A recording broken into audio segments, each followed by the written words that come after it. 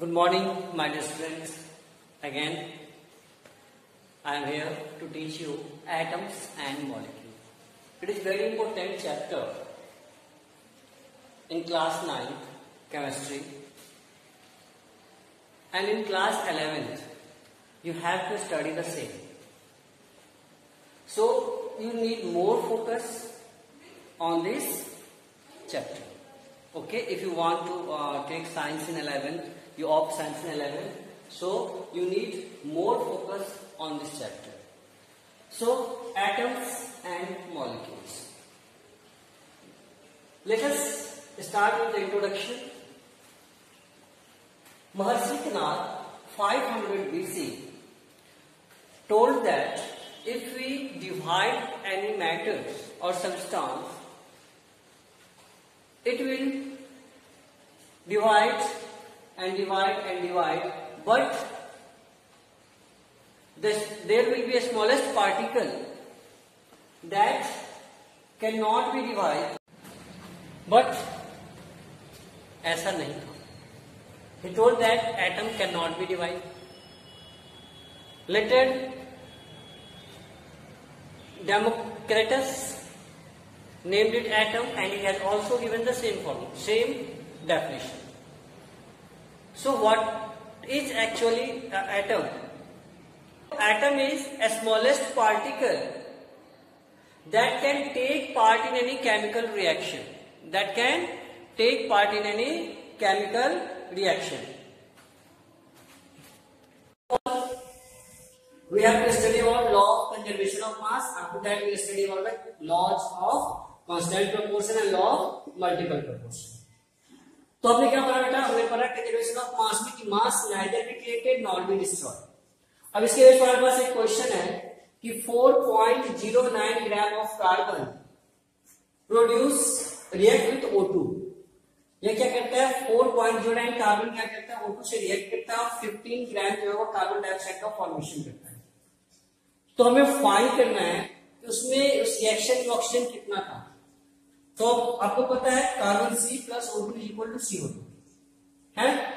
तो कार्बन कितना है? 4.09 ग्राम. O2 कार्बन पता नहीं, और CO2 कितना है? 15 ग्राम. हमने क्या अप्लाई किया? तो क्या होता है? Mass neither created not be destroyed. तो हमने क्या करना है? सीधे O2 यहाँ छोड़ देना और नंबर वाले को नंबर वाले के पास ले जाना है. यहाँ क्या हो जाएगा? माइनस हो जाएगा, और माइनस होकर हमारे पास जो आंसर आएगा वो क्या होगा? 10.91 ग्राम. तो ऐसे और भी क्वेश्चंस को हम क्या करते हैं, अभी देखते हैं कि इस बेस पे हम कैसे कैसे क्वेश्चंस एग्जाम्स में पूछे जाते हैं, या हमारे बेसिक कंसेप्ट के लिए क्या है ऐसे क्वेश्चन जरूरी है. सो बेटा, we have to study about law of constant proportion. Law of constant proportion was given by Proust. So it is also known as Proust law. So what is law of constant proportion? In a given compound, the elements are always combined in the same proportion by mass. मतलब मास का proportion जो होगा वो किसी भी compound में सारे element के लिए क्या होगा? इक्वल होगा. जैसे हम बात करते हैं, हमें एक ग्लास मिल्क शेक बनाना है. अब इसमें हमने क्या करा? एक फिक्स अमाउंट में हमने क्या करा? मिल्क लिया, और इसमें हमने क्या करा? चॉकलेट ड्रिंक डाला इसमें. अब क्या करना है? ये हमें ये 1% के लिए, और हमें क्या करना है? दो के लिए बनाना है. We have to make mix chocolate drink for 2 people. What will happen? We need double amount of milk and double amount of chocolate powder. So यहाँ क्या हो जाएगा? इसका डबल हो जाएगा. यदि हमने यहाँ पे जितना लिया है मिल्क पाउडर और चॉकलेट, ठीक क्या होगा? इसका डबल हो जाएगा. It will be double. और यदि हमने उसके अमाउंट में कुछ चेंज किया, या तो हमने मिल्क ज्यादा कर लिया या चॉकलेट ज्यादा कर लिया, तो क्या होगा? तो होगा ये इसका टेस्ट क्या होगा? चेंज हो जाएगा. सेम चीज क्या होता है? एक जैसे हमने क्या करना है, हमें कोई कंपाउंड बनाना है. हमने 2 एलिमेंट लिए A और B, और हमारा कंपाउंड क्या बना? C. अब यदि A का एक प्रोपोर्शन एक एटम ए का और 2 एटम बी का मिलकर क्या बनाता है? एक एटम सी का बनाता है. तो ये क्या है, इसका रेशियो क्या है, 1:2। हम मास की बात करें तो 1 ग्राम ए और 2 ग्राम बी मिल करके क्या करता है, सी का फॉर्मेशन करता है। तो यह रेशियो हमेशा क्या होगा, इक्वल होगा। जैसे हम एक एग्जांपल लेते हैं अमोनिया का। अमोनिया का फॉर्मूला क्या होता है, NH3। जब हम अमोनिया को हीट करते हैं तो क्या होता है, इसका एटॉमिक मास कितना हो जाएगा, 17। अमोनिया का 17, क्योंकि ये होता है N का हो जाएगा 14 और हाइड्रोजन का 1 × 3, तो टोटल क्या हो जाएगा ये 17। जो हमने इसे हीट करना है और हीट करके हमें क्या मिलेगा, जब इसे हीट करते हैं तो हमें क्या मिलता है, अमोनिया को यदि हमने हीट करा तो हमें क्या मिलेगा, नाइट्रोजन एंड हाइड्रोजन मिलेगा। ठीक है, हाइड्रोजन के 3 एटम मिलेंगे। तो यहाँ पे क्या हो जाएगा, वो हम बैलेंस नहीं करें, बस आपको समझा रहे, बाय मास समझा रहे। तो नाइट्रोजन यहाँ पे कितना हो जाएगा, 14 और हाइड्रोजन कितना हो जाएगा, 3 ग्राम। अमोनिया के 17 ग्राम को जब भी हम किसी भी मेथड से ब्रेक करेंगे तो हमारे पास क्या होगा, 14 ग्राम ऑफ नाइट्रोजन आएगा और 3 ग्राम ऑफ क्या होगा, हाइड्रोजन होगा, चाहे मेथड कुछ भी हो। तो इसका जो रेशियो है, यह रेशियो हमेशा क्या रहेगा, इक्वल रहेगा, सेम रहेगा। ठीक है बेटा। तो बच्चों कुछ इस टाइप के क्वेश्चन भी आते हैं एग्जाम में कि show that in a reaction that mass of reactant is equal to mass of product. इसमें आपने क्या करना है, just you have to take any equation, कोई भी इक्वेशन लेना है। जैसे हमने ये इक्वेशन लिया है कि आयरन और सल्फर रिएक्ट करके क्या बनाते हैं, फेरस सल्फाइड बनाते हैं। तो हमने क्या करना है कि मास ऑफ आयरन कितना होता है, 56 ग्राम, 1 एटम कितना होता है, 56 ग्राम। और मास ऑफ, ऐसे हमने लेना है कि मास ऑफ आयरन हमारे पास कितना है, 56 ग्राम है, और मास ऑफ सल्फर कितना है, 32 ग्राम। ठीक है, अब क्या करेंगे, हम इसको चेक करते हैं। जब इसको चेक करेंगे तो क्या होगा, F is 56 और S क्या होगा, 32। यहाँ क्या बना है, FS में क्या है, F है 56 और S क्या है 32। दोनों को ऐड करेंगे तो क्या हो जाएगा, 88 ग्राम। ठीक है, तो यह शो करता है कि law of conservation of mass जो है वह क्या है, हमेशा इक्वल है। वह हर जगह जो है वह क्या है, एप्लीकेबल है, और कोई भी डिटेक्टेबल चेंज जो है मास में नहीं आता किसी भी केमिकल रिएक्शन में। देखो बेटा, लॉ ऑफ मल्टीपल प्रोपोर्शन जो है वह जॉन डॉल्टन के द्वारा दिया गया है। इसमें जॉन डॉल्टन ने बताया है कि एलिमेंट्स जब कोई कंपाउंड बनाता है तो उसका मास का जो रेशियो होता है वह एक स्मॉल होल नंबर के मल्टीपल के तौर पे होता है। जैसे हम बात करते हैं वाटर की, वाटर में क्या है, हाइड्रोजन के 2 मॉलिक्यूल्स हैं, और हाइड्रोजन का मास क्या है, 1 है, और 2 मॉलिक्यूल्स है, इसलिए क्या हो जाएगा, 2 हो गया। और ऑक्सीजन क्या है, एटॉमिक मास 16। तो इसका रेशियो एक होल नंबर के स्मॉलेस्ट होल नंबर के रेशियो पे कितना है, 1:8 है। अब हम बात करते हैं हाइड्रोजन पेरोक्साइड की, H2O2। यहाँ हाइड्रोजन के कितने हैं एटम, 2, एटॉमिक मास हो जाएगा 2, और यहाँ क्या हो जाएगा, ऑक्सीजन का 2 है, 2 × 16 32, 1:16। तो ये एक सिंपल होल रेशियो, एक सिंपल होल नंबर के मल्टीपल में आएगा। यही क्या कहना है, लॉ ऑफ मल्टीपल प्रोपोर्शन का, जिसे जॉन डॉल्टन ने दिया था। ओके बेटा। सो बेटा हमने क्या पढ़ा, लॉज ऑफ मल्टीपल प्रोपोर्शन। तो लॉज ऑफ मल्टीपल प्रोपोर्शन में हमने क्या पढ़ा कि कोई भी कंपाउंड होता है उसमें एलिमेंट्स के रेशियो जो होते हैं वो क्या होते हैं, एक सिंपल होल नंबर में होते हैं, चाहे उस सब्सटेंस को कहीं से भी उठाया गया हो। हम उसे क्या करें, एक वाटर हम क्या करते हैं, टैप से ले लेते हैं, वही वाटर हम रेन से ले लें, वही वाटर हम कहीं और से ले लें, लेकिन हर जगह क्या होगा, उनका जो रेशियो होगा वो क्या होगा, सेम होगा। जैसे 1:2 है तो क्या हो जाएगा, 1:2 ही रहेगा। इसके बाद हमारे पास है Dalton's atomic theory. John Dalton ने एटम के बारे में एक थ्योरी दिया था जिसे हम क्या कहते हैं, Dalton's atomic theory. According to Dalton's atomic theory, all matters are made up of very small particle that is called atom. So John Dalton has told that atom is the smallest particle through which all the substances are made.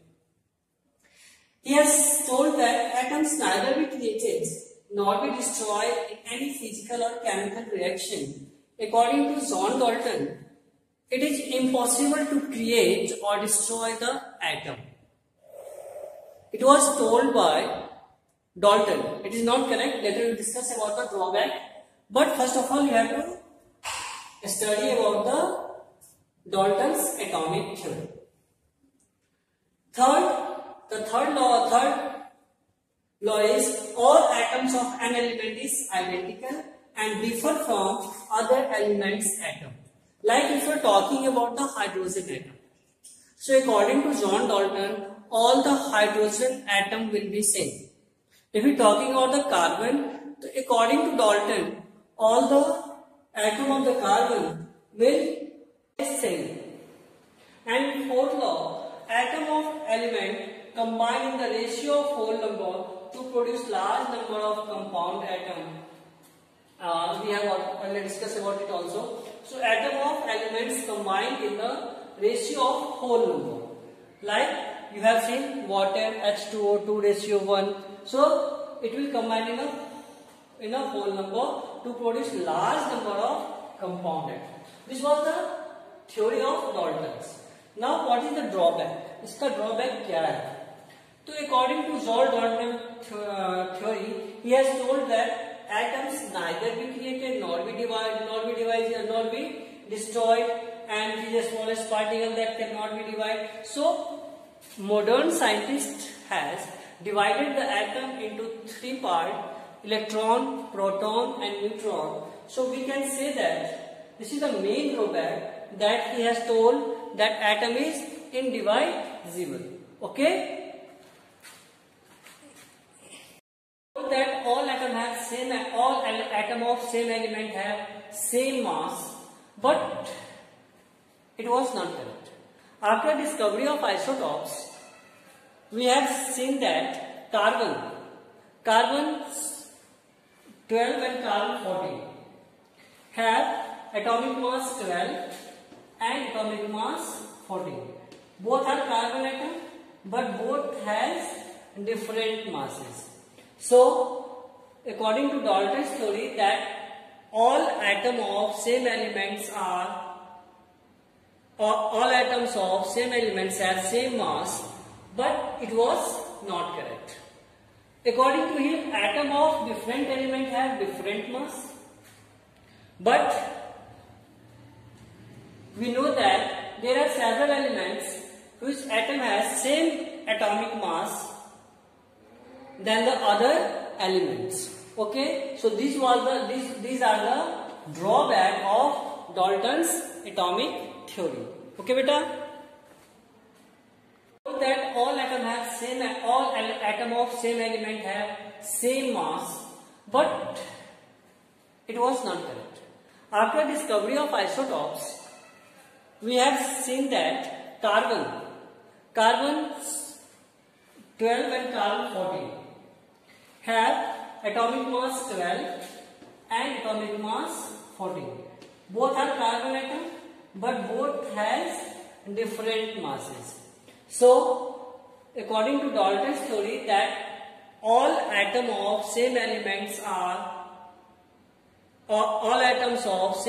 have same mass, but it was not correct. According to him, atom of different element have different mass, but we know that there are several elements whose atom has same atomic mass than the other elements. Okay, so these are the drawback of Dalton's atomic theory. Okay, beta. Now several scientists in the earlier age tried to make superior metal from inferior metal, and they want to keep secret about their experiment. So they used to symbol to denote the elements. And same path was followed by John Dalton. John Dalton has also given the symbol of some elements. But Berzelius has told that symbol is not a good way to represent a matter. We should take some letter, one or more letter, to give the symbol of an element. So, after the Berzelius theory, the symbols naming has started to the element. Okay, beta?